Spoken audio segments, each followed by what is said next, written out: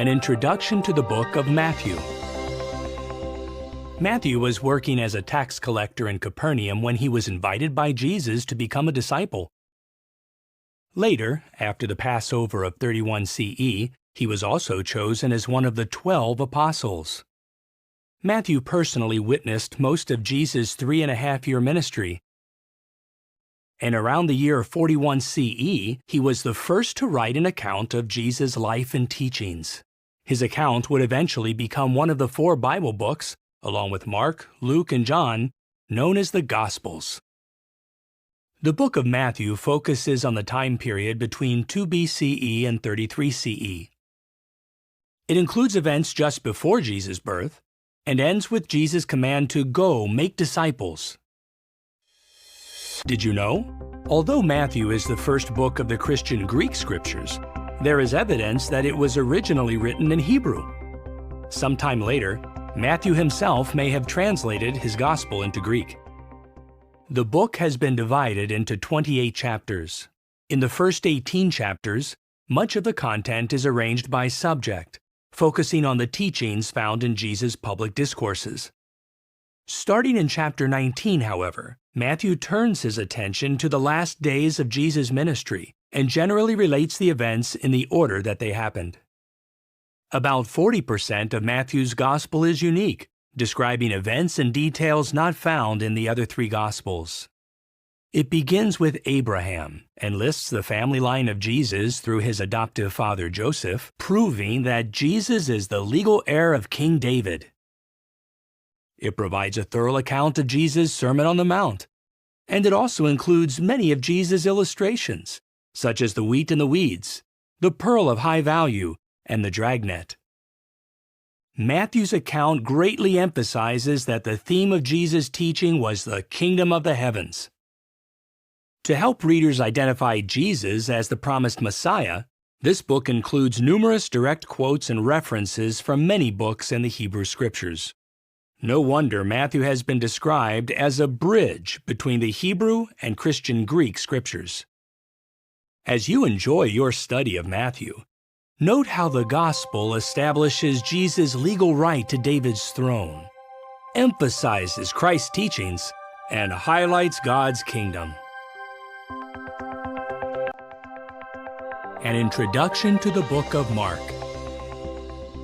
Mark may have become a follower of Jesus when he was a young man living with his mother in Jerusalem. In fact, it seems that their home was used as a meeting place by the early Christian congregation. While Mark may have had limited contact with Jesus, he enjoyed association with the apostles Peter and Paul, as well as Mark's cousin Barnabas. He had the privilege to assist Paul and Barnabas in the missionary work. His ministry also took him to such distant places as Babylon and Rome. Perhaps between the years 60 and 65 CE, while in Rome, Mark wrote an account of Jesus' life. This became the 3rd gospel to be circulated among the early Christian congregations. Although most of Mark's information is also contained in the other gospels, he does include some unique details. For example, it is evident that this book was written with a non-Jewish audience in mind, especially the Romans. Mark explains Jewish expressions and customs that would have been unfamiliar to Romans and other non-Jews. He may have obtained much of his information from Peter, who was an eyewitness of practically all that Mark recorded. Peter's eyewitness testimony may be seen in Mark's vivid descriptions of Jesus' activity and feelings. The book contains 16 chapters and is the shortest of the 4 Gospels. It covers the time period from 29 to 33 CE. Chapters 1 to 10 begin with John the Baptizer's ministry and Jesus' baptism in the Jordan River. Then Mark describes Jesus' exciting 3.5-year ministry. These chapters recount Jesus' selection of his apostles, many of his miracles, and examples of his tender care and concern for people. Chapters 11 to 15 outline Jesus' final week of activity, leading up to his arrest and execution. Did you know? Mark was likely the young man who ran away, leaving his garment behind on the night Jesus was arrested. Finally, chapter 16 shows that 3 faithful women are the first to discover that Jesus has been resurrected. As you read this gospel, note how Jesus demonstrated his power over sickness, death, and the forces of nature, how he showed his tender care and concern for people, and how he zealously carried out his Father's will, providing a glimpse of his future rulership as King of God's kingdom.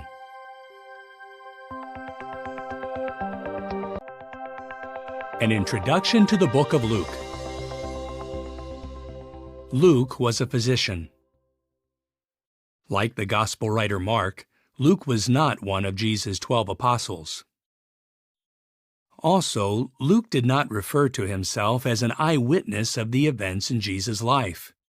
He became a disciple probably sometime after Jesus' death. In time, he traveled with the Apostle Paul. Luke's gospel covers the time period from 3 BCE to 33 CE. He wrote in logical order, often chronologically. Nearly 60% of the material in this book is unique in comparison with the other Gospels. For example, at least 6 of Jesus' miracles are found exclusively in Luke's account. Luke uses more than 300 terms that were either used in medicine or to which he gives a medical meaning. Only Luke speaks of a man full of leprosy and of Peter's mother-in-law having a high fever. Luke likely wrote his gospel in Caesarea while Paul was imprisoned there, from about 56 to 58 CE. So although appearing after Mark in the Bible, Luke was the second of the 4 Gospels to be written. In addition to having access to Matthew's Gospel, Luke was no doubt moved by God's Spirit to interview reliable eyewitnesses of Jesus' ministry and to examine trustworthy historical documents. Luke contains 24 chapters. Chapters 1 and 2 provide information about the early years of John the Baptist and Jesus.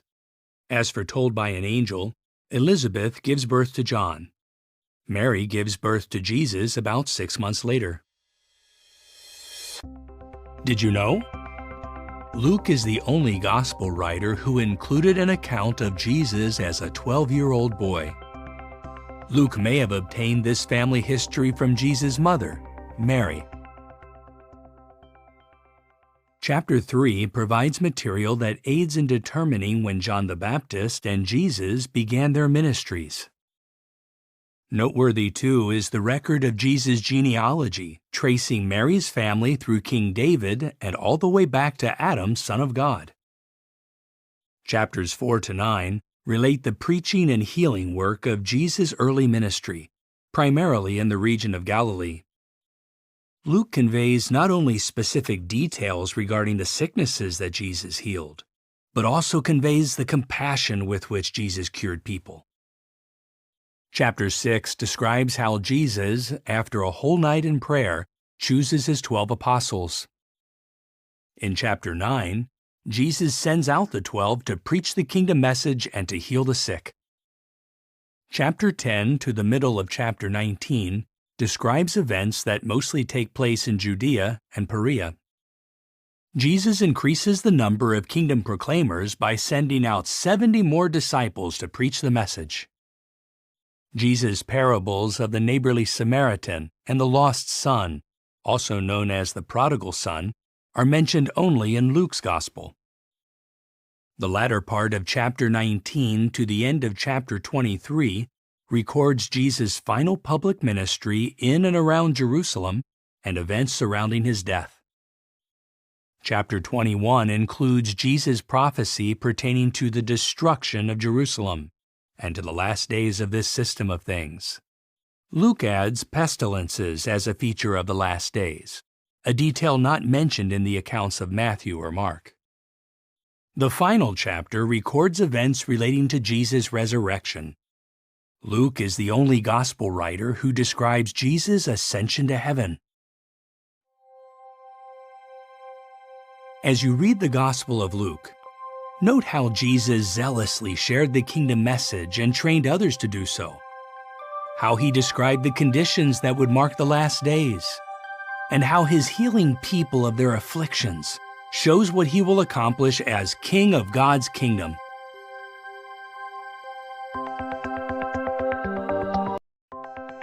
An introduction to the book of John. When he was a much younger man, John and his brother James were mending their fishing nets alongside the Sea of Galilee when Jesus invited them to be his followers. After the Passover of 31 CE, Jesus chose John as one of his 12 apostles. John was among Jesus' closest companions, and the disciple to whom he entrusted the care of his mother, Mary. The Gospel of John is the last of the 4 Gospels. It was written about 98 CE in or around Ephesus, nearly 65 years after Jesus' death. During those decades, Jesus' prophecy concerning the destruction of Jerusalem was fulfilled. It is said that 92% of this book contains material not covered in the other Gospels. John writes about love more than any other Gospel writer. The book of John contains 21 chapters. Chapter 1 reveals Jesus' role in the heavens before coming to earth. He is described as the one through whom Jehovah created all other things. Jesus is called the Word, highlighting his assignment as Jehovah's spokesman. Chapters 2 to 6 cover about 2 years of Jesus' ministry.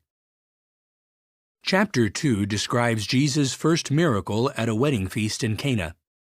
When the wine ran out, he miraculously turned some 380 liters or 100 gallons of water into fine wine.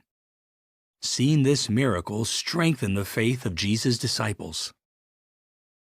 Chapter 6 reports how Jesus miraculously fed a crowd of about 5,000 men along with women and children.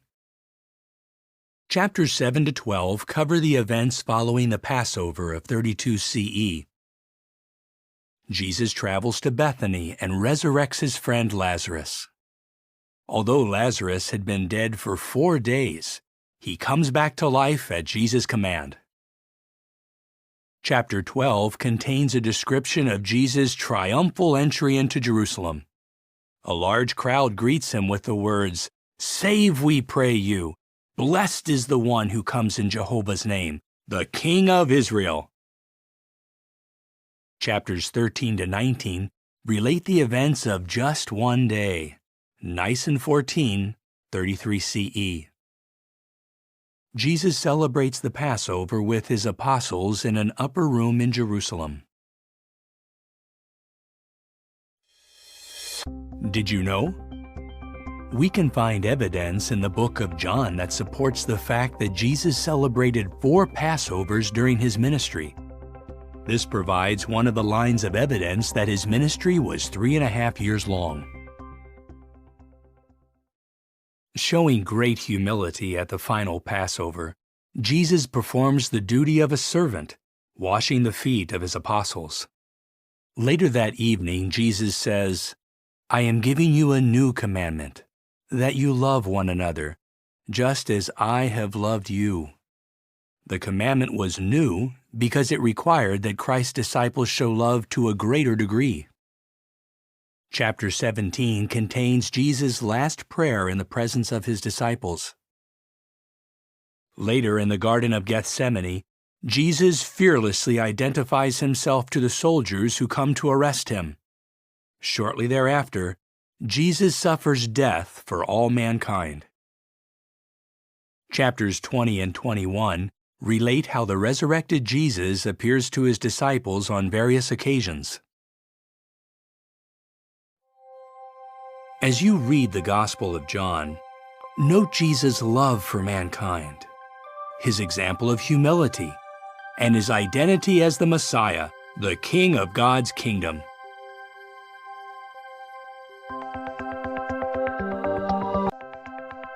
An introduction to the book of Acts. The Gospel writer Luke wrote Acts of Apostles. Chapters 1 to 12 of Acts primarily cover the activity of the Apostle Peter. Chapters 13 to 28 feature the activity of the Apostle Paul. Because Luke accompanied Paul on some of his travels, Luke was an eyewitness to certain events he recorded. The book of Acts contains a detailed history of the beginnings of the Christian congregation and its rapid growth. The account commences about where Luke's gospel account ends. Acts covers a period of approximately 28 years, from Jesus' ascension to heaven in 33 CE to about 61 CE, while Paul is still under house arrest in Rome, awaiting the outcome of his appeal to Caesar. The Gospel of Luke and Acts of Apostles were written just a few years apart and were both addressed to the same individual, Theophilus. Did you know? When Luke wrote his Gospel account, he addressed Theophilus with the title Most Excellent, possibly indicating that Theophilus had been a prominent official. However, Luke does not use that title in Acts, which could suggest that he was writing to Theophilus as a mature Christian. Acts of Apostles contains 28 chapters. In chapter 1, Jesus tells his disciples that they will be witnesses of him to the most distant part of the earth. He then ascends to heaven. Chapter 2 records that 10 days later, on Pentecost 33 CE, Holy Spirit is poured out on about 120 disciples. Later that day, about 3,000 people are baptized. Chapters 3 to 9 relate early examples of how the disciples zealously preach and perform miraculous signs. Although they face strong opposition, they boldly continue to spread the Christian message. Stephen, an early Christian, is even murdered because of his faith. A man named Saul witnesses and approves of the execution of Stephen. However, not long after that, Jesus appears to Saul on the road to Damascus. Subsequently, Saul becomes a Christian and is later known as the Apostle Paul. Chapters 10 and 11 describe a period of peace enjoyed by the disciples. Jehovah uses the Apostle Peter to expand the preaching work to include Gentiles, or non-Jews. During this time of expansion, the term Christians is coined to identify Christ's disciples. In chapter 12, persecution breaks out again. Herod puts the Apostle James to death and imprisons Peter, who is later released by an angel. Chapters 13 to 21 describe Paul's 3 eventful missionary tours from about 47 to 56 CE. Paul travels to Cyprus and parts of Asia Minor during his first missionary tour. His second missionary tour takes him back to Asia Minor as well as to Macedonia and Greece. Paul's third missionary tour covers some 4 years and ends in Jerusalem. Paul writes 6 inspired letters during the period that includes his second and third tours. According to one estimate, the book of Acts records Paul traveling nearly 10,000 miles. In chapter 21, Paul is wrongfully arrested in Jerusalem. Chapters 22 to 26 relate Paul's defense. He appears before Felix, governor of Judea, his successor Festus, and King Herod Agrippa II. In the course of his defense, Paul appeals to Caesar, the highest Roman authority of the time. Chapters 27 and 28 describe Paul's arduous journey to Rome, which includes a shipwreck. Acts concludes with Paul under house arrest, awaiting trial in Rome. Despite confinement, he remains busy preaching to all those who come to him.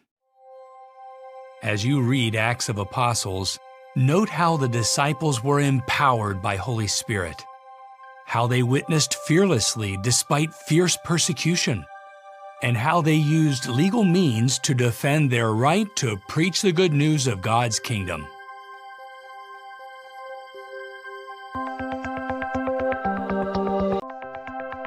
An introduction to the book of Romans. Romans is placed first in the listing of 21 letters in the Christian Greek Scriptures. The Apostle Paul wrote 14 of these letters, including Romans. Likely in 52 CE, Paul embarked on his third missionary tour. While in Corinth in about 56 CE, Paul wrote to the Christians in Rome, a city that he had not yet visited. The letter to the Romans contains 16 chapters.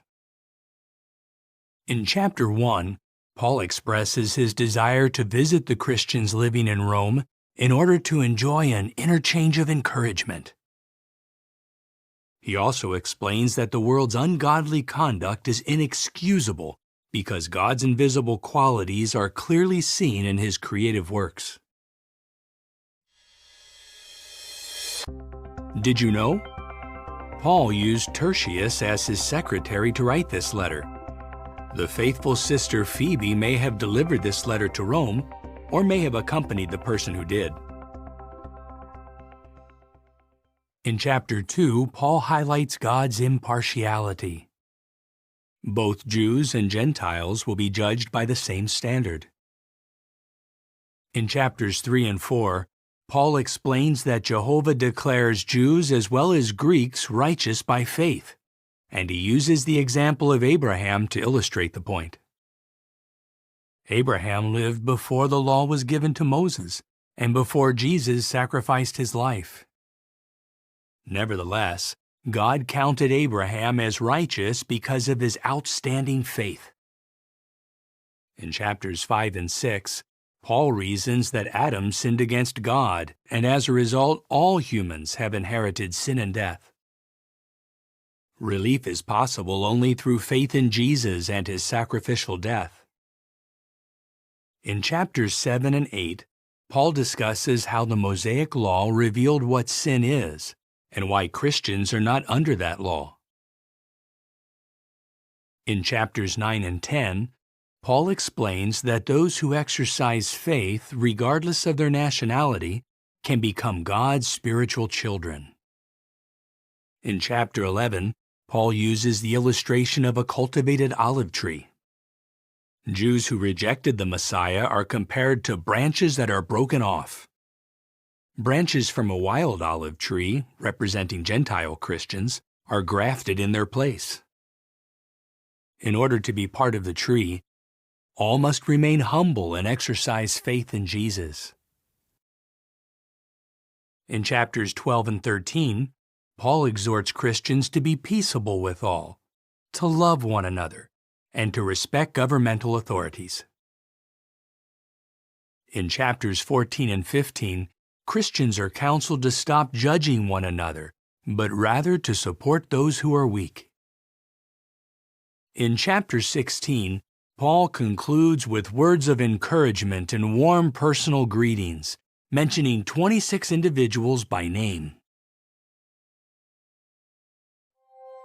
As you read the inspired letter to the Romans, note how God is impartial in his dealings with all people, how Christians should be peaceable with others, and how freedom from sin and death comes only by exercising faith in Jesus, the King of God's kingdom.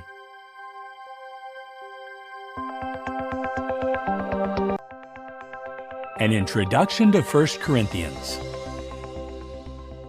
The Apostle Paul wrote this letter to the Christians living in the busy cosmopolitan city of Corinth.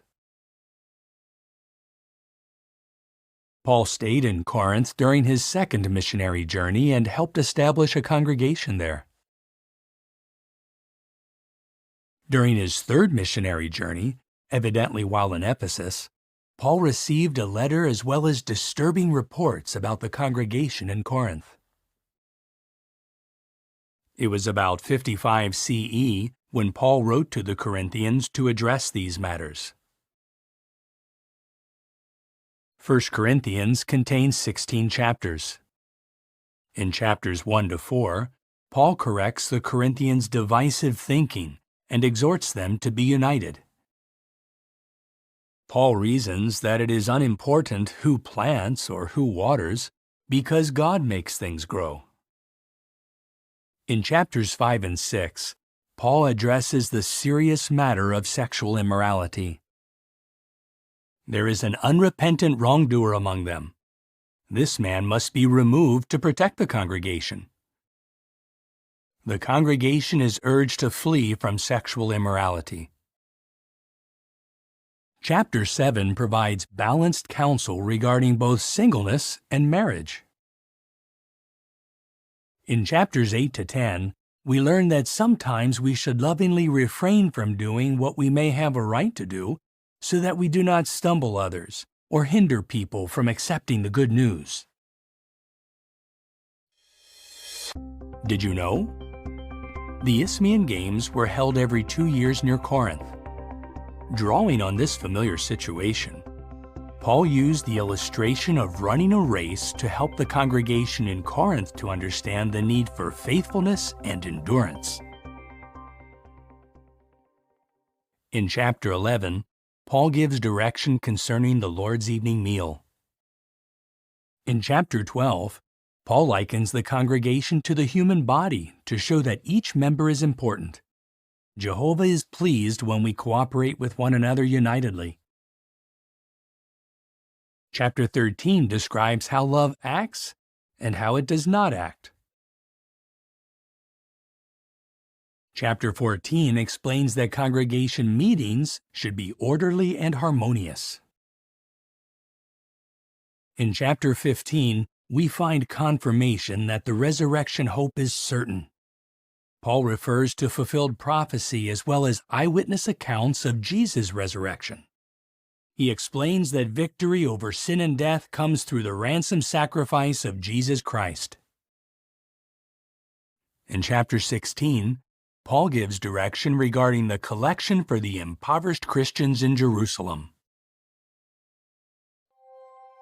As you read 1 Corinthians, note how true Christians should remain united, how the congregation should uphold Jehovah's moral standards, and how belief in the resurrection of Jesus is fundamental to our receiving kingdom blessings.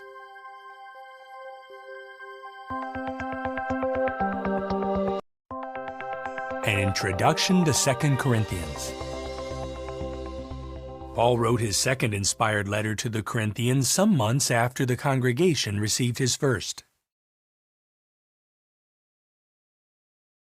Titus had been sent to Corinth to assist in the collection for the brothers in Judea, and possibly also to observe the Corinthians' reaction to Paul's first inspired letter to them. When Titus left Corinth, he traveled to meet Paul. Because Titus brought a good report, Paul rejoiced and wrote to the Corinthians yet again. 2 Corinthians has 13 chapters. In chapter 1, Paul refers to Jehovah as the Father of tender mercies and the God of all comfort, who comforts us in all our trials. In chapter 2, Paul reassures the congregation of his love for them, mindful of the strong counsel he gave them in his first inspired letter. The wrongdoer who had been expelled from the congregation has now changed his ways and should be forgiven and welcomed back.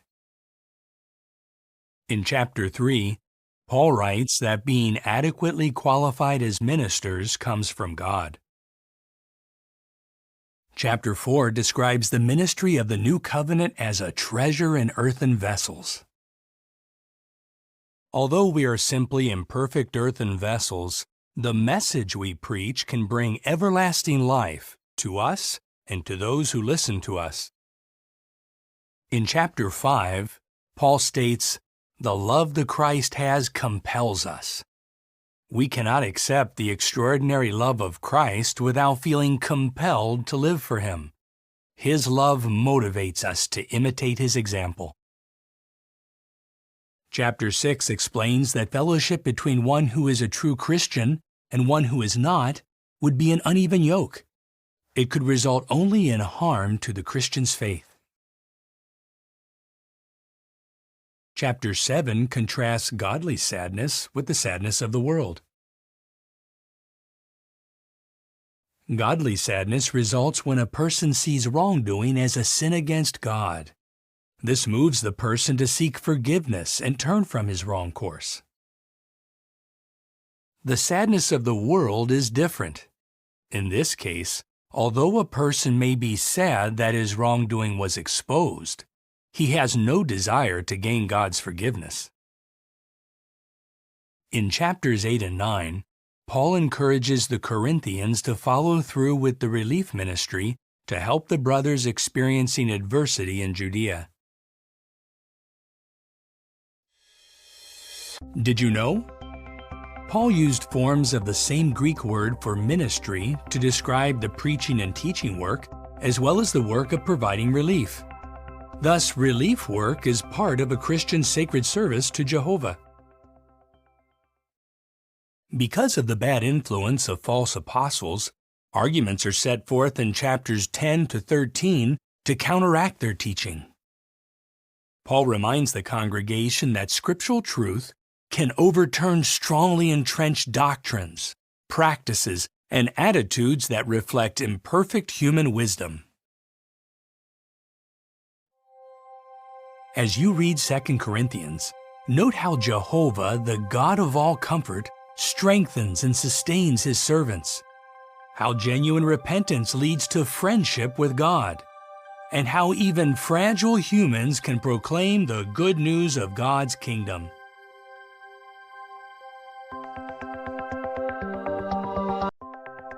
An introduction to the book of Galatians. The Apostle Paul wrote this letter during or after his second missionary tour, either from Corinth or from Syrian Antioch. Although he usually used a secretary to write his letters, Paul himself wrote the letter to the Galatians. Galatians was written about 50 to 52 CE. Did you know? Galatia was the Roman province that occupied the central portion of what is now known as Asia Minor. The Galatian congregations to whom Paul wrote may have included the ones in Pisidian Antioch, Iconium, Lystra, and Derbe. Paul used this letter to counteract the work of false teachers who were asserting that observance of the Mosaic Law was an essential part of true Christianity. The letter to the Galatians has 6 chapters. In chapter 1, Paul relates his own experience of conversion from Judaism to Christianity. He reminds the Galatians that what he has taught them came through a revelation by Jesus Christ, and that they should not deviate from it. In chapters 2 and 3, Paul reasons that works of law cannot make one righteous. He calls the law a guardian that led people to the Christ. It is faith in Jesus that makes one righteous. Paul identifies Abraham's spiritual offspring as Christ and those who are heirs with Christ. The Galatians, though, are in danger of becoming enslaved to the teachings of men, Paul warns in chapters 4 to 6. In chapter 4, Paul introduces a symbolic drama using the example of Hagar and Sarah and their children, Ishmael and Isaac. Hagar and Ishmael correspond with enslaved earthly Jerusalem and her children or citizens. Sarah and Isaac correspond with the Jerusalem above, the heavenly part of Jehovah's organization, and her children, the Spirit-anointed and free sons of God. That freedom, however, should not be used as an excuse to pursue a sinful course, Paul cautions. He contrasts the works of the flesh with the fruitage of God's Spirit, and he teaches that we reap what we sow. As you read the letter to the Galatians, note how Christians can be declared righteous only by means of faith, how those who display the fruitage of God's Spirit reap benefits, and how Abraham's spiritual offspring are identified as Christ Jesus and the joint heirs of his everlasting kingdom.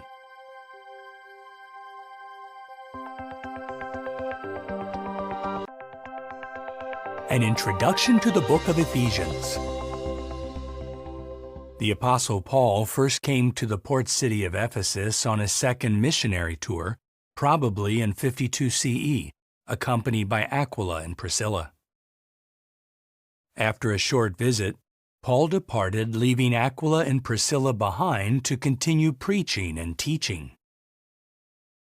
But on his third missionary tour, Paul stayed for about 3 years, zealously carrying out his ministry and forming a close bond with the Ephesian brothers.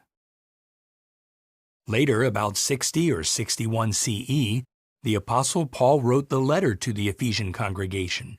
He wrote it from Rome, where he was under guard awaiting trial. The letter to the Ephesians has 6 chapters. Chapter 1 highlights that God purposed an administration, or a way of managing his household. By this means, those chosen to live in heaven and those who would live on earth would be united with Jehovah through Christ. In chapter 2, the apostle likens the Mosaic law to a wall that had long separated Jews and Gentiles. The sacrificial death of Jesus abolished the law covenant and thus destroyed the wall in between the two groups. In chapter 3, Paul mentions the sacred secret of the Christ and explains that it is God's will to include non-Jews among the relatively small number of humans who are called to reign with Christ in heaven. Did you know? The city of Ephesus was famous for a huge temple dedicated to the goddess Artemis. As related in Acts chapter 19, silversmiths of Ephesus had a lucrative business selling small silver shrines of Artemis. During his roughly 3-year stay in Ephesus, Paul had exposed as wrong the use of images in worship. As a result, a number of people in Ephesus abandoned their idolatry and became believers. Because of that, those making and selling such idols became infuriated and caused a riot. In chapter 4, the Ephesians are counseled to put away the old personality, according to their former conduct, and to put on the new personality, in harmony with Jehovah's will.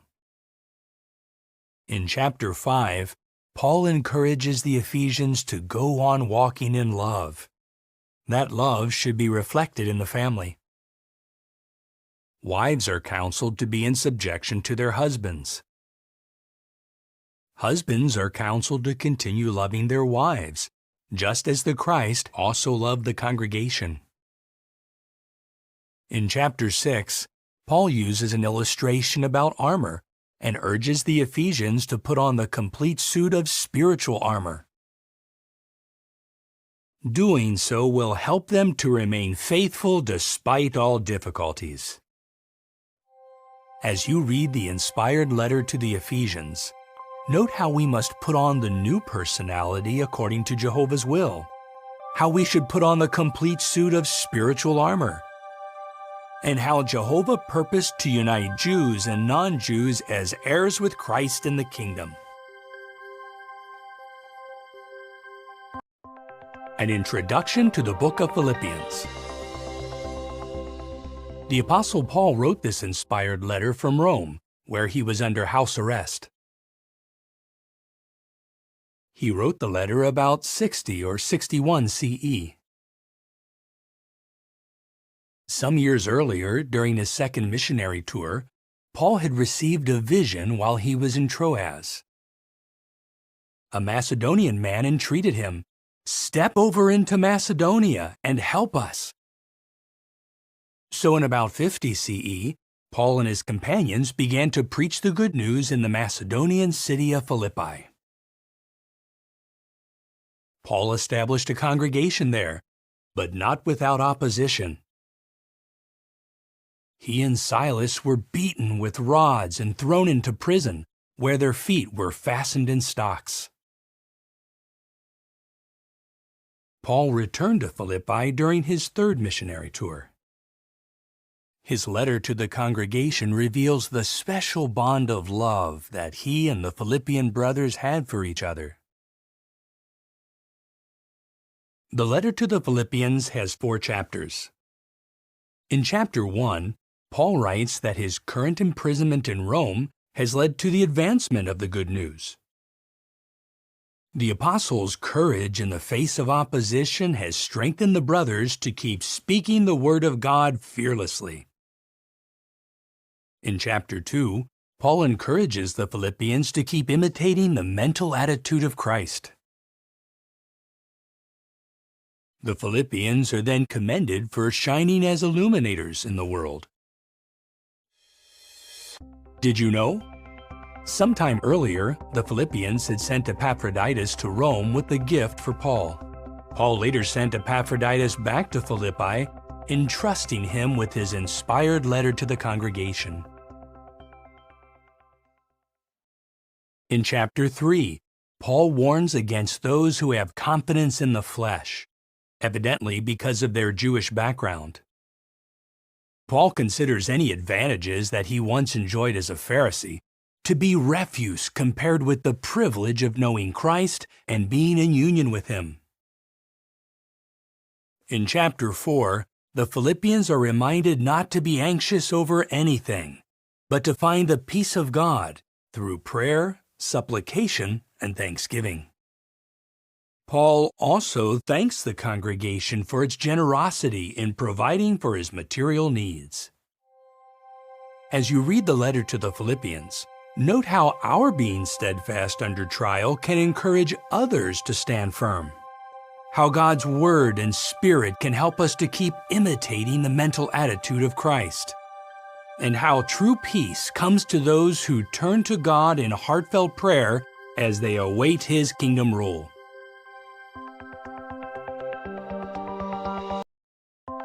An introduction to the book of Colossians.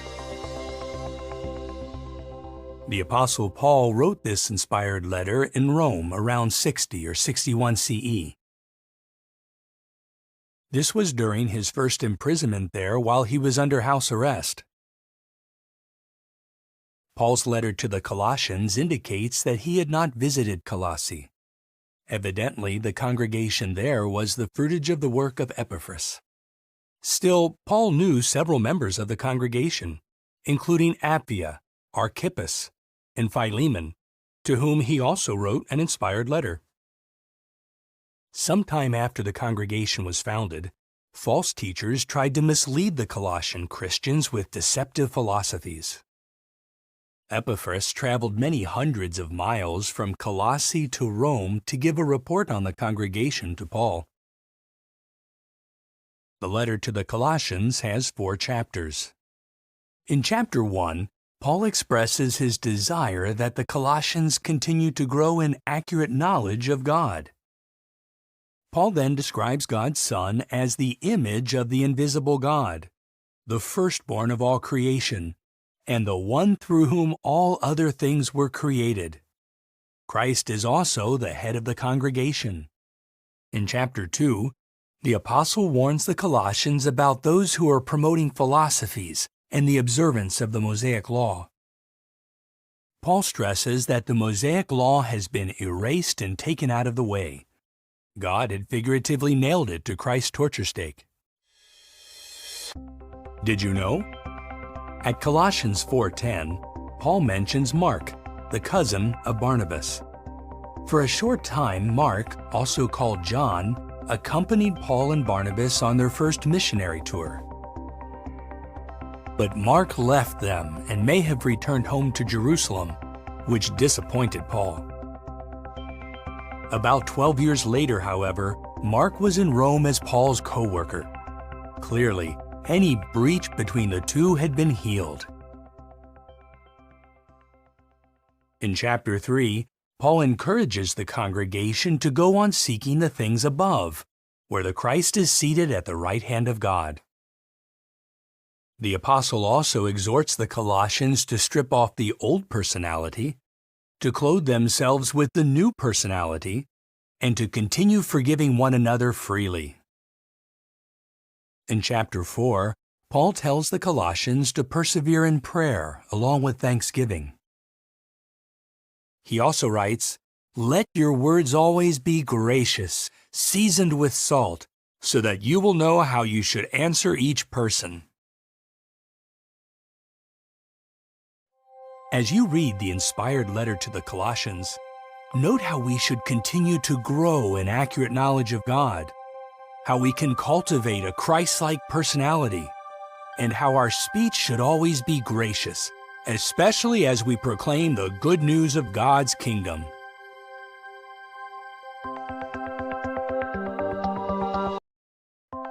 An introduction to 1 Thessalonians. The Apostle Paul wrote this inspired letter in Corinth, likely late in the year 50 CE, during his second missionary tour. Sometime after arriving in Thessalonica, Paul preached in the synagogue for 3 Sabbaths. Soon a congregation was established there. Opposers from among the Jews became jealous of Paul's success and incited a violent mob. The congregation continued preaching, even after sending Paul and Silas to Berea. 1 Thessalonians has 5 chapters. In chapter 1, Paul warmly commends the congregation for the way they accepted God's word and endured under tribulation. He informs them that their example of perseverance has become known to the congregations in Macedonia and Achaia. In chapter 2, Paul reminds the Thessalonians of his tender affection for them and how he worked hard to avoid being an expensive burden on them. Did you know? The Apostle Paul was a tent maker by trade. He may have done this work to cover his expenses in Thessalonica. In chapter 3, Paul writes that he had sent Timothy to Thessalonica to build up their faith. Now Timothy has returned to Paul with good news of their spiritual prosperity. In chapter 4, Paul comforts those who have lost loved ones in death. Jesus' resurrection is a guarantee that those sleeping in the grave will rise. In chapter 5, Paul describes future events that will lead to the destruction of God's enemies during Jehovah's day. He calls those who live by God's standards sons of light, in contrast with those who reject God's standards. He advises the congregation to stay spiritually awake, to make sure of all things, to pray constantly, and to encourage one another. As you read the first inspired letter to the Thessalonians, note how our perseverance in the face of opposition can encourage others, how the resurrection hope comforts and strengthens those who have lost loved ones in death, and how Jesus Christ, the King of God's kingdom, will destroy all of God's enemies.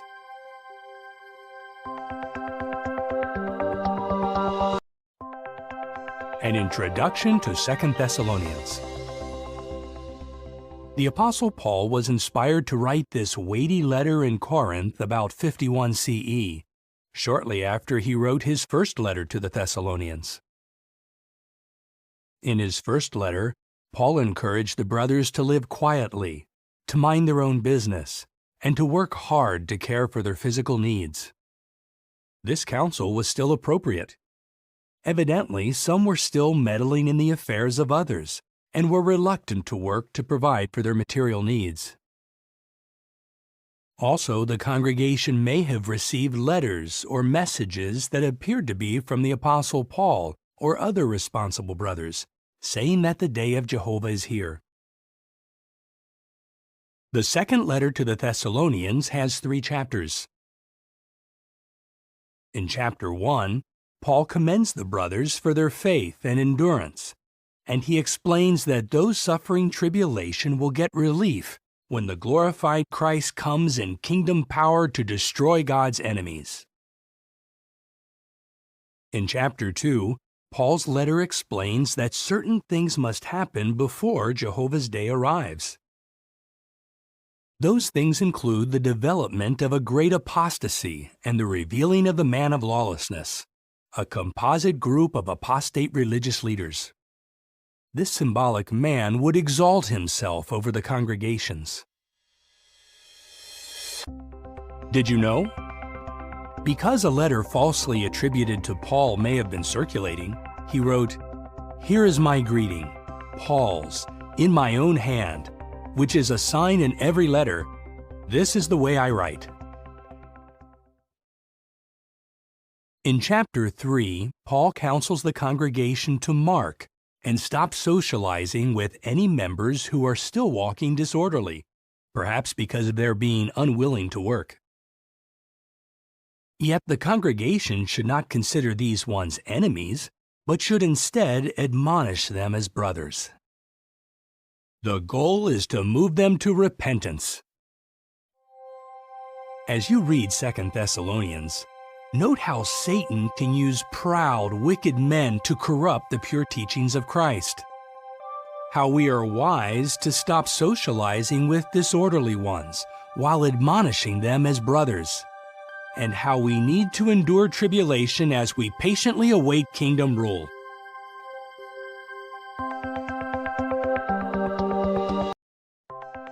An introduction to the book of 1 Timothy. The Apostle Paul's first letter to Timothy was written from Macedonia about 61 to 64 CE. Paul indicates that Timothy was in Ephesus at the time. Paul wrote 1 Timothy to set out organizational procedures in the congregation and to warn against false teachings and the love of money. 1 Timothy has 6 chapters. In chapter 1, Paul encourages Timothy to remain in Ephesus so that he may correct those who have deviated from Christ's teachings. Paul also expresses gratitude for Christ's great mercy. Even though Paul had persecuted the Christian congregation, Jesus considered him faithful by assigning him to a ministry. In chapter 2, Paul mentions the need to pray for others, including government officials, so that God's people can lead a calm life and pursue their ministry in peace. He explains that it is God's will that all sorts of people should be saved and come to an accurate knowledge of truth. In chapter 3, Paul outlines the spiritual qualifications for those reaching out to serve as overseers or ministerial servants. Did you know? The Greek verb translated reaching out means stretching to grasp something. The apostle thus shows that brothers who want to serve others in the congregation should exert themselves. Paul writes in chapter 4 that a time will come when some will fall away from the faith and try to mislead others. These apostates will speak lies and even forbid marriage. He encourages Timothy to be a fine example in speaking, in conduct, and in love. Timothy should continue applying himself to public reading and to teaching. In chapter 5, Paul counsels Timothy to treat older men as fathers, younger men as brothers, older women as mothers, and younger women as sisters. He explains to Timothy that, if necessary, the congregations are to provide material aid to elderly widows who are truly in need and have a reputation for fine works. In chapter 6, the apostle states that those who teach things contrary to Christ's teachings are puffed up with pride. Paul also mentions that those who are determined to be rich fall into temptation and a snare and many harmful desires. Their love of money will lead to their spiritual ruin and cause them many pains. Instead of being greedy, Christ's followers should be generous and ready to share, putting their trust in God so that they may get a firm hold on the real life. As you read 1 Timothy, note how Jehovah wants all sorts of people to be saved and come to an accurate knowledge of truth, how Christians can avoid the love of money, and how we can get a firm hold on the real life, which only God's kingdom can give us.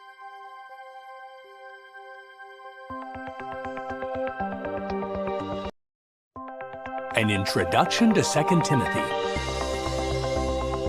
This letter was written by the Apostle Paul in Rome about 65 CE. Emperor Nero had begun persecuting Christians, and Paul was again a prisoner in Rome. During his first imprisonment, he was under house arrest. This time his situation was far more serious. He was not only in chains, but he was also facing imminent death. Paul wrote this warm letter to Timothy to encourage him to stir up like a fire the gift of God that he received, to do his utmost to remain approved by God, and to flee from the improper desires of youth. 2 Timothy has 4 chapters. Paul opens his letter with warm encouragement for Timothy, who may still be in Ephesus. Paul mentions that some brothers in Asia have turned away from him. But he commends Onesiphorus, who courageously searched for Paul to minister to him. In chapter 2, Paul tells Timothy to teach other faithful men the many things he learned from Paul. The apostle urges Timothy to reject foolish and ignorant debates, knowing that they produce fights. Did you know? Paul's second letter to Timothy is the last of 14 books that the apostle was inspired to write over a period of about 15 years. He wrote at least 5 of those books while he was in confinement in Rome, the book of Hebrews being written either shortly before or shortly after his release. In chapter 3, Paul foretells what people in general will be like during the last days of Satan's world. Paul then reminds Timothy that the Scriptures, which are inspired of God, are able to make him wise for salvation.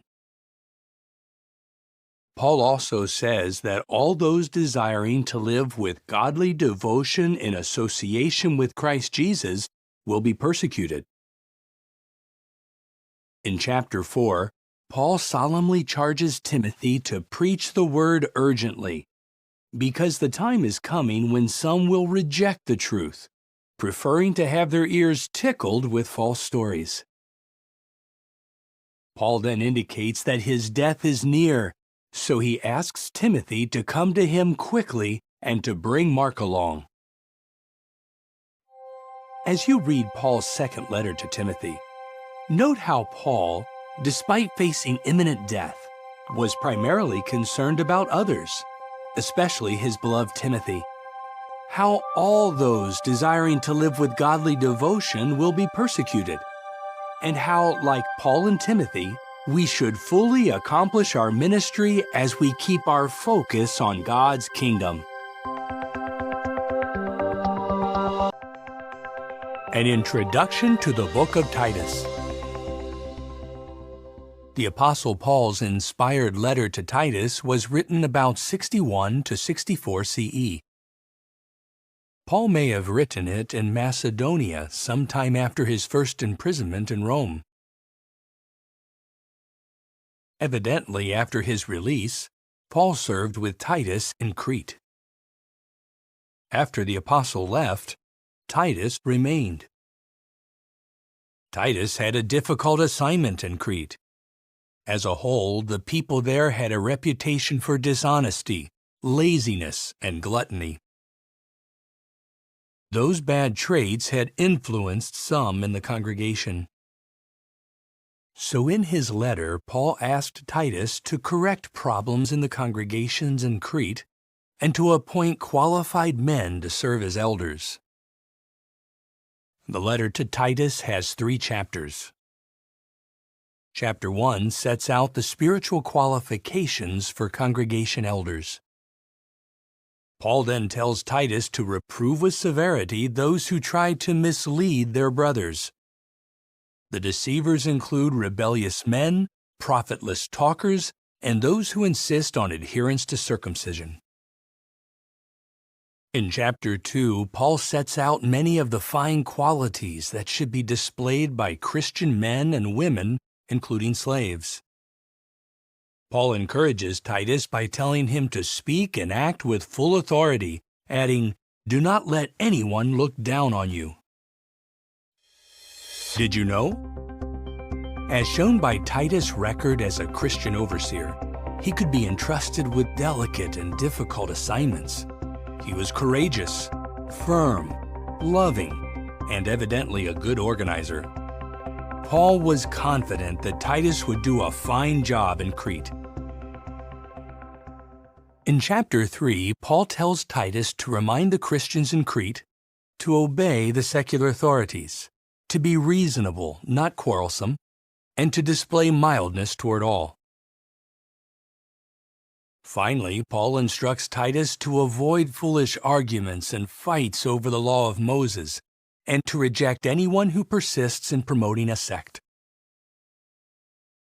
As you read the letter to Titus, note how Christian overseers should courageously address problems in the congregation, how God's Spirit can draw people from all backgrounds and help them to develop a Christ-like personality, and how the bad traits that characterize Satan's world should be rejected by all subjects of God's kingdom.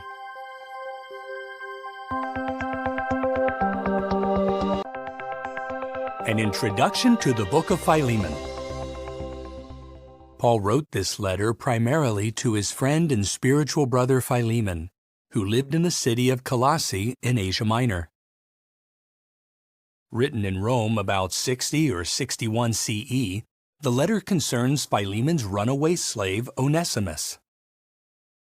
Onesimus somehow became associated with Paul in Rome and soon became a Christian.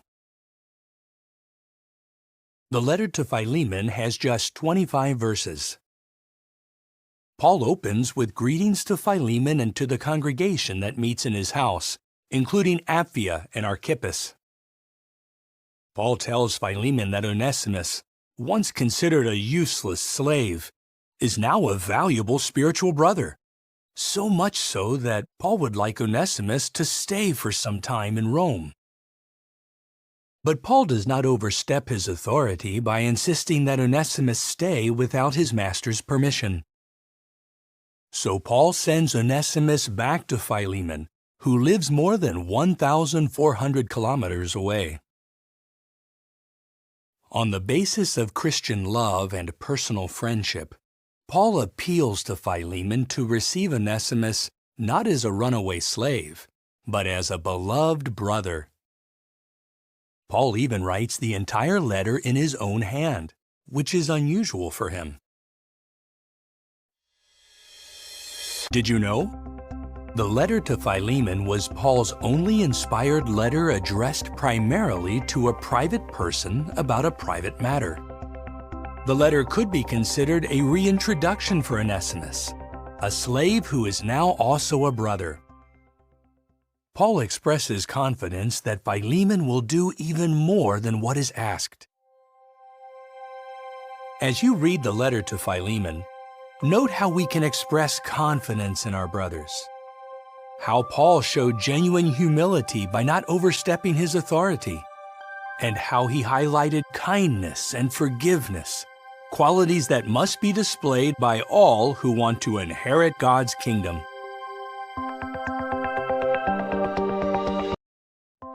An introduction to the book of Hebrews. Paul wrote this letter in about 61 CE, shortly before or after his release from house arrest in Rome. The information in the letter indicates that it was intended for Hebrew Christians living in Judea. Many had been Christians for years, yet spiritually speaking, some of these had gone back to needing milk, not solid food. This put their faith at risk, because it was under attack by the Jewish religious leaders and their supporters. The opposers may have argued that Christians had no visible realities to aid them in their worship. The Jews, however, had a magnificent temple, a priesthood, animal sacrifices, the law of Moses, and a history dating back to Abraham.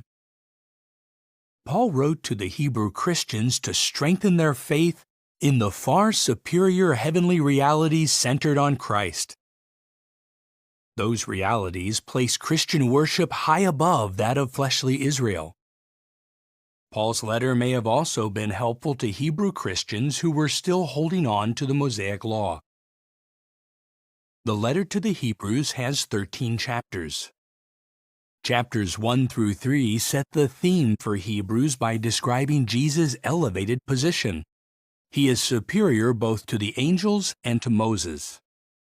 In chapters 4 through 10, we see Jesus as heavenly high priest, far above the sinful Jewish high priests serving at the temple. Unlike them, Jesus is perfect and without sin. The Jewish high priests had to offer sacrifices daily for the sins of the people, and they offered animal sacrifices, which had limited value.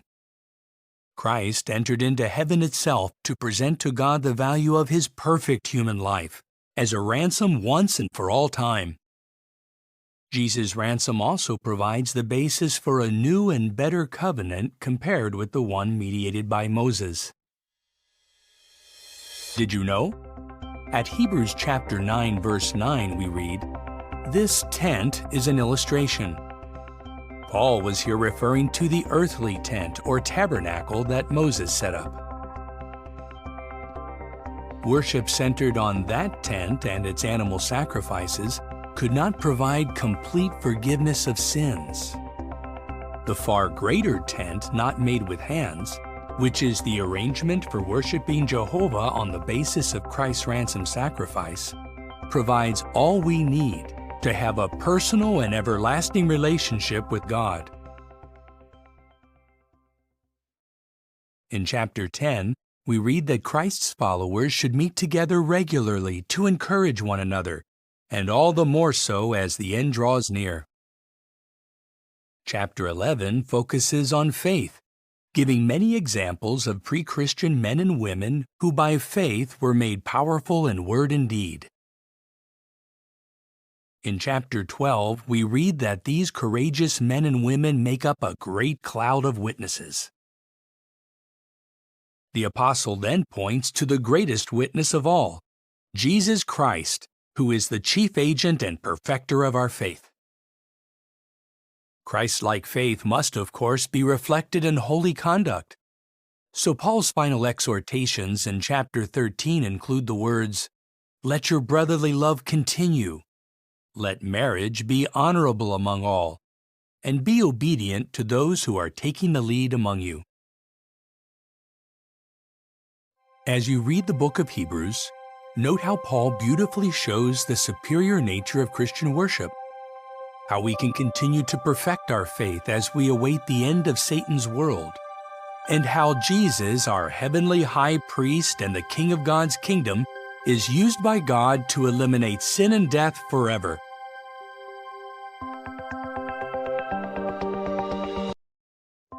An introduction to the letter of James. There is strong evidence that the James who wrote this inspired letter was Jesus' half-brother. James wrote the letter before 62 CE. He was living in Jerusalem at the time.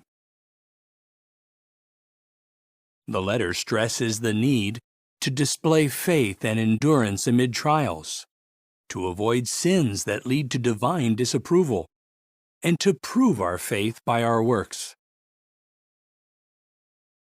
Like Jesus, James used many simple yet powerful illustrations drawn from common things: waves of the sea, flowers and trees, a man looking at himself in a mirror, and material riches that perish. The letter of James has 5 chapters. Chapter 1 reminds us to keep asking God for wisdom, doing so in faith, and that the one who doubts is like a wave of the sea driven by the wind and blown about. Chapter 2 contains strong counsel for those favoring the wealthy over the poor, thus creating class distinctions and violating the royal law of neighborly love. Did you know? James often alludes to the Sermon on the Mount. For example, he says that we can have joy when persecuted. We must do the will of God, not simply hear it. And if we want God to forgive us, we must forgive others. In chapter 3, James uses a variety of comparisons to illustrate our need to control our tongue. Especially is this true of teachers of God's Word.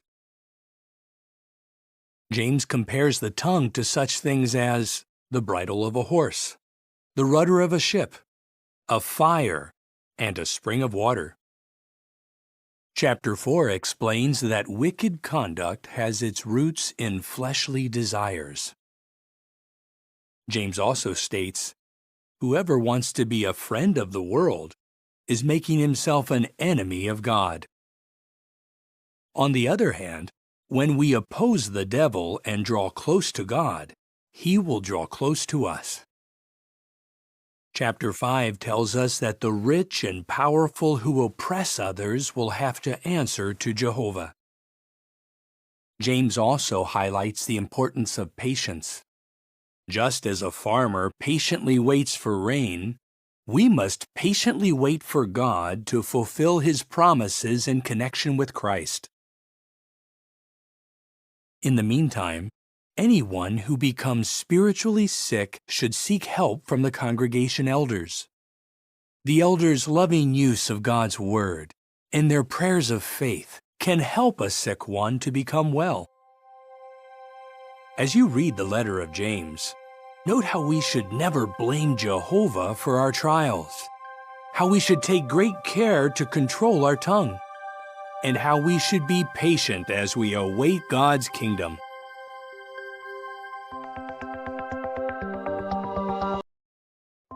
An introduction to 1 Peter. The Apostle Peter identifies himself as the writer of his 2 inspired letters, 1 and 2 Peter. Peter wrote his first letter from Babylon about 62 to 64 CE. Peter used Silvanus, also known as Silas, as his secretary. Silvanus was likely the Silas who was earlier associated with the Apostle Paul.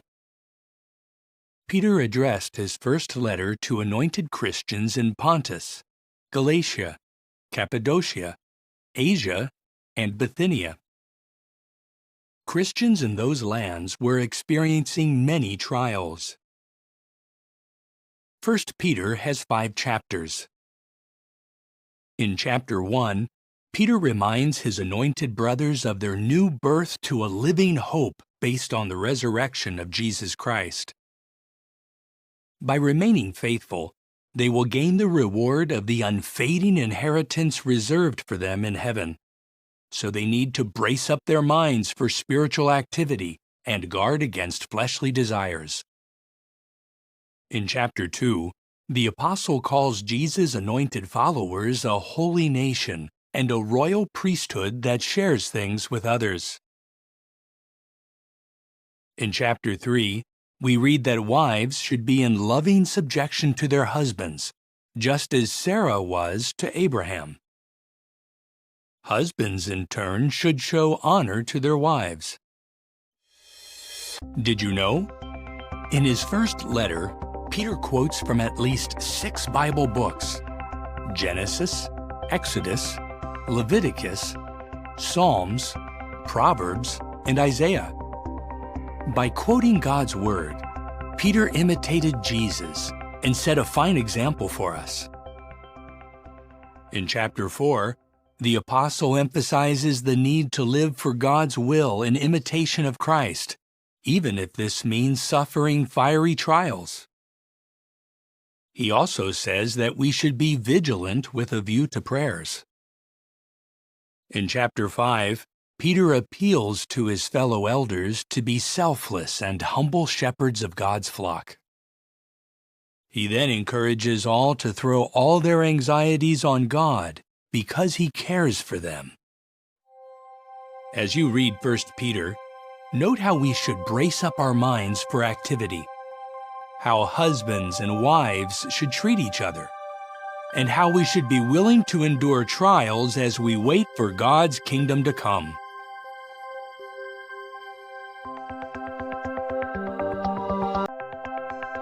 An introduction to 2 Peter. The Apostle Peter identifies himself as the writer of his two inspired letters, 1 and 2 Peter. Peter wrote his second letter about 64 CE, shortly after he wrote his first letter. At the time, he may still have been in Babylon or its vicinity. Peter's second letter encourages anointed Christians to make their heavenly calling sure, to guard against false teachers, and to pay attention to the prophetic word. 2 Peter contains 3 chapters. Chapter 1 discusses Christ's transfiguration, which gave Peter, James, and John a preview of Christ's glory and kingdom power. The transfiguration made the prophetic word more sure, so Christ's followers should pay attention to it as to a lamp shining in a dark place. In chapter 2, Peter warns us that false teachers would arise and bring in destructive sects. Those deceivers, who began to appear in the first century, would face divine judgment as did the inhabitants of Sodom and Gomorrah. Did you know? When Peter wrote his second letter, he knew that his death was near. But instead of being overly concerned about himself, he continued to obey Jesus' loving command, "Feed my little sheep." Chapter 3 points forward to Christ's presence and kingdom power. Concerning that time, Peter foretold that there would be ridiculers who would deliberately ignore that Jehovah had destroyed a wicked world once before in Noah's day. Peter then points to God's promise of a figurative new heavens and a new earth in which righteousness will dwell. In the meantime, God's people should stick to the holy writings and engage in deeds of godly devotion. As you read 2 Peter, note how Christ's transfiguration can strengthen our faith in Bible prophecy, how we need to be on guard against false teachers, and how we must patiently await the new heavens, God's kingdom government, which will rule over a new earthly society of God-fearing humans. An introduction to 1 John. 1 John is the longest of the Apostle John's 3 inspired letters. John was likely in or near Ephesus when he wrote his letters in about 98 CE. He also wrote his gospel account at about the same time. John did not address his first letter to any individual, but wrote it as a general letter to all Christians. His purpose was to strengthen the faith of fellow Christians in the truths that God had revealed to the Christian congregation. The letter addresses 3 main themes: the Antichrist, sin, and love. 1 John contains 5 chapters. In chapter 1, John tells us that God is light and that Christians must walk in the light. To walk in the light, we need to recognize that we are sinners and need forgiveness based on Christ's propitiatory sacrifice. Chapter 2 warns us about antichrists. Among other things, they claimed that Jesus was not the Christ and that the Son of God had not come in the flesh. Did you know? More than 3 decades earlier, it was foretold that false teachers would bring in destructive sects and try to draw away the disciples after themselves. John's writings showed that this apostasy was well underway. In chapter 3, John contrasts the children of God with the children of the devil. The children of God love one another. The children of the devil, like Cain, hate their brother. The theme of love continues in chapter 4. Here, John reminds us that we cannot rightly profess to love God if we do not love our fellow Christians.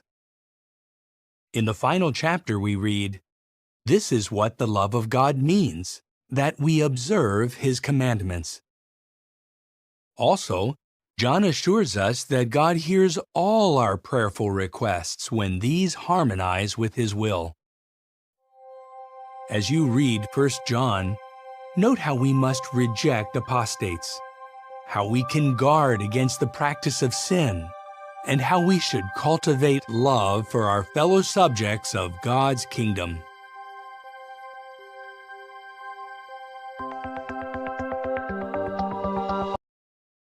An introduction to 2 John. John wrote his second letter along with his other 2 letters about 98 CE. At the time, he was likely in or near Ephesus, and he may have been up to 100 years of age. John introduces his letter with the words, "The older man to the chosen lady and to her children." Some think that the chosen lady may have been a Christian congregation or a spiritual sister named Kyria, which is Greek for lady. Many points in John's second letter summarize thoughts from his first letter. For example, John again mentions the need for Christ's followers to love one another. He also states, "This is what love means, that we go on walking according to God's commandments." The apostle then warns that many deceivers have gone out into the world. These antichrists claim that the Christ did not come in the flesh. Did you know? At 2 John 10 and 11, John adds to the instruction in his first letter concerning anyone who pushes ahead of Christ's teaching. John states, "Do not receive him into your homes or say a greeting to him." John's second letter glows with his love for his anointed brothers. He wants them to obtain a full reward, which includes the privilege of ruling with Christ in his kingdom. As you read 2 John, note how the elderly apostle expressed love for his brothers, how he desired that they go on walking according to God's commandments, and how those who stand firm against apostasy will have the privilege of inheriting God's kingdom.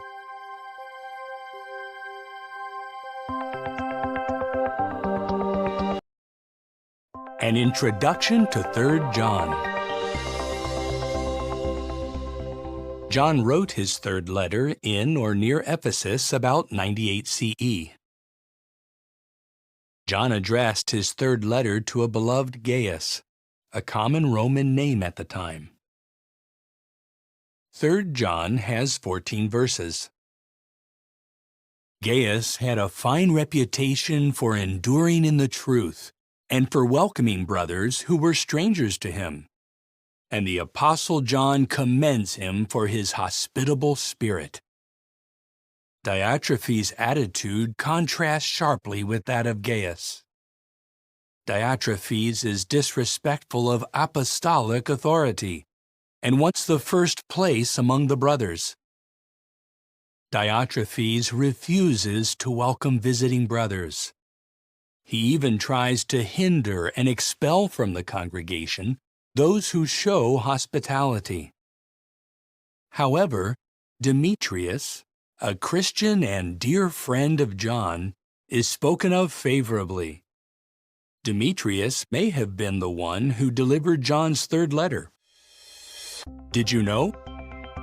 At 3 John 6, Gaius is advised to send the traveling brothers on their way in a manner worthy of God. This would mean carefully supplying the brothers with what they need for their trip.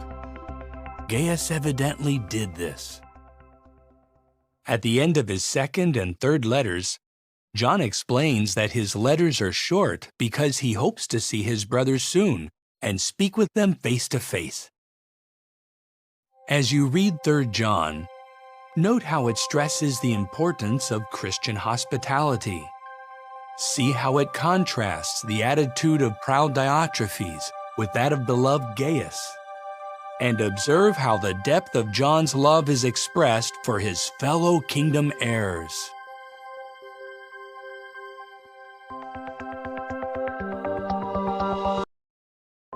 An introduction to the book of Jude. The Jude or Judas who wrote this inspired letter was evidently the same Judas named as a half-brother of Jesus Christ.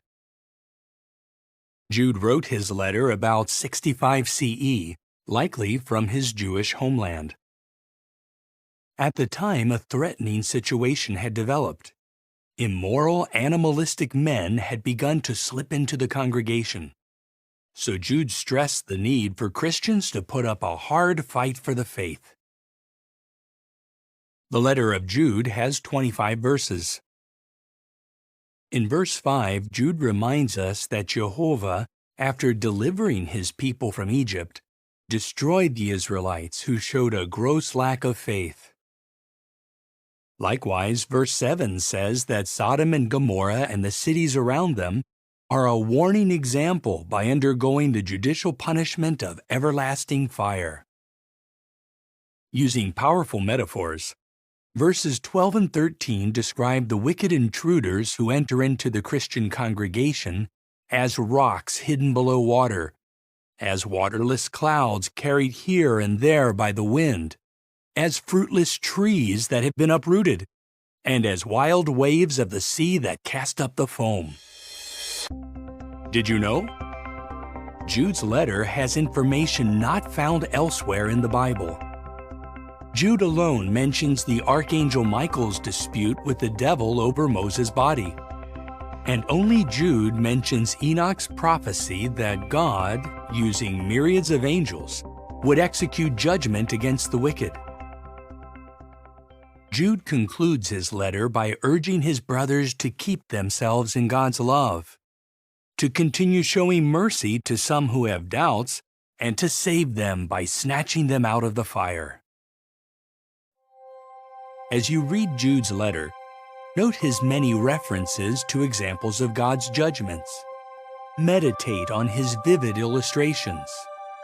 And observe how concerned he was about the purity and spirituality of those who hope to inherit God's kingdom.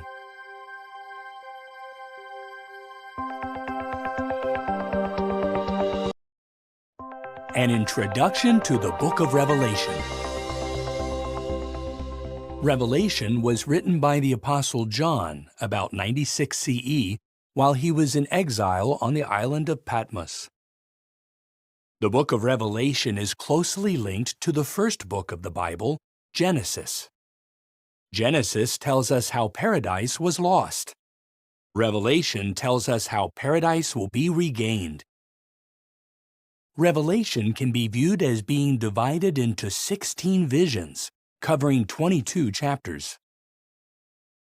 In chapters 1 to 3, John is told to write messages to 7 congregations, which are in Ephesus, Smyrna, Pergamum, Thyatira, Sardis, Philadelphia, and Laodicea. In chapters 4 and 5, John sees a vision of Jehovah on his throne. God hands a scroll sealed with 7 seals to the Lamb, who is the glorified Christ. In chapter 6, Jesus breaks open 6 of the seals. As he breaks open the first 4 seals, 4 symbolic horsemen ride forth. The rides of the last 3 result in war, famine, and death. In chapter 7, John observes 4 angels holding back the winds of destruction until all spiritual Israelites are sealed. The apostle also sees an innumerable, multinational crowd that has come out of the Great Tribulation. Did you know? At Genesis 3:15, God foretold that the offspring of a symbolic woman would crush the head of the serpent that induced Adam and Eve to rebel against God. Revelation exposes that original serpent as Satan the devil, who used a snake to incite the rebellion in Eden. The symbolic woman's offspring proved to be primarily the Messianic King Jesus Christ. Others were foretold to rule with him in heaven. Revelation says that these co-rulers would number 144,000. In chapters 8 and 9, the Lamb opens the 7th seal. John sees 7 angels with 7 trumpets. The trumpet blasts announce expressions of God's judgment on mankind. In chapters 10 and 11, a strong angel gives John a little scroll, which he is commanded to eat. John is then told to measure the temple sanctuary, after which he observes the experiences of God's 2 witnesses. Then the 7th angel blows his trumpet, and loud voices announce, "The kingdom of the world has become the kingdom of our Lord and of his Christ." In chapter 12, John observes the birth of a son who is quickly taken away to God and to his throne, and the hurling of Satan and his angels to the earth. Then, in chapter 13, John sees fearsome beasts that dominate mankind. Chapter 14 shows the Lamb standing on Mount Zion with the 144,000. In chapters 15 and 16, 7 angels pour out God's anger on the earth by means of 7 golden bowls. Here we learn that God's great war against the nations will be fought at a symbolic place called Armageddon. Chapters 17 and 18 describe a drunken prostitute called Babylon the Great, who is riding a scarlet-colored wild beast. However, the beast, with its 10 horns, turns on the prostitute and devastates her. In chapter 19, John sees Jesus and his heavenly armies annihilate the wicked. The final 3 visions contained in chapters 20 to 22 describe the abyssing of Satan, the 1,000-year reign of Christ, the earthly resurrection, and the everlasting destruction of both human and spirit rebels. John also sees the glorious New Jerusalem and a river of water of life flowing out from the throne of God and of the Lamb. The banks of the river are lined with trees of life. As you read the book of Revelation, note how the complete fulfillment of God's promise at Genesis 3:15 is described in prophetic visions. See how God, by means of Christ, will remove all wickedness. And see how Jehovah's will is going to be done forever on earth as it is in heaven, thanks to God's kingdom.